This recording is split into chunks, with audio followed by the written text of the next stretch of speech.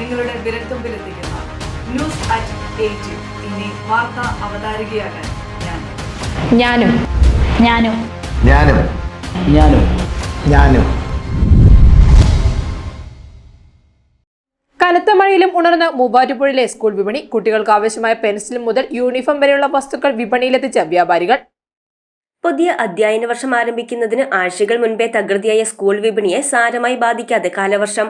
കുട്ടികളെ ആകർഷിക്കാൻ cartoon കഥാപാത്രങ്ങളുടെയും super ഹീറോകളുടെയും ചിത്രങ്ങൾ പതിപ്പിച്ച ബാഗുകളും കുടകളുമായി കാത്തിരുന്ന വിപണിയിൽ ദിവസങ്ങളായുള്ള കനത്ത മഴ ചെറിയ തോതിൽ തിരിച്ചടിയായെങ്കിലും വിപണനത്തെ കാര്യമായി ബാധിച്ചില്ല.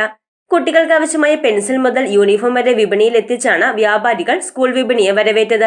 മൂവാറ്റുപുഴയിലെ നഗരവികസന പ്രവർത്തനത്തിന്റെ ഭാഗമായി ഉണ്ടായ ബുദ്ധിമുട്ടുകൾക്കിടയിലും കുട്ടികളുടെ സ്കൂൾ വിപണിയിൽ വ്യാപാരികൾ പ്രതീക്ഷ അർപ്പിച്ചിരുന്നു. 300 രൂപയിൽ ആരംഭിക്കുന്ന ബാഗുകൾ, ആനിമേഷൻ ചിത്രങ്ങളുള്ള 3D ബാഗുകൾ, ചിത്രങ്ങൾ പതിപ്പിച്ചതും പതിപ്പിക്കാതെയുമുള്ള കുടകൾ, ചെരുപ്പുകൾ, കുട്ടികൾക്കുള്ള മഴക്കോട്ടുകൾ, നോട്ട്ബുക്കുകൾ, ബോക്സുകൾ, ആകർഷകമായ പേന, പെൻസിലുകൾ, പുസ്തകങ്ങൾ പൊതിയുന്ന ബ്രൗൺ പേപ്പർ റോളുകൾ, ടിഫിൻ ബോക്സുകൾ, വാട്ടർ ബോട്ടിലുകൾ തുടങ്ങിയവ മൂവാറ്റുപുഴയിലെ വിപണിയിലും മുൻനിരയിലെത്തിയിട്ടുണ്ട്. എന്നാൽ സ്കൂൾ തുറക്കാൻ 2 നാൾ മാത്രം ശേഷിക്കെ അവസാനവട്ട ഒരുക്കത്തിന് തയ്യാറായിരുന്ന രക്ഷിതാക്കൾ മടിയിൽ വലയുകയാണ്. News desk Muvattupuzha news.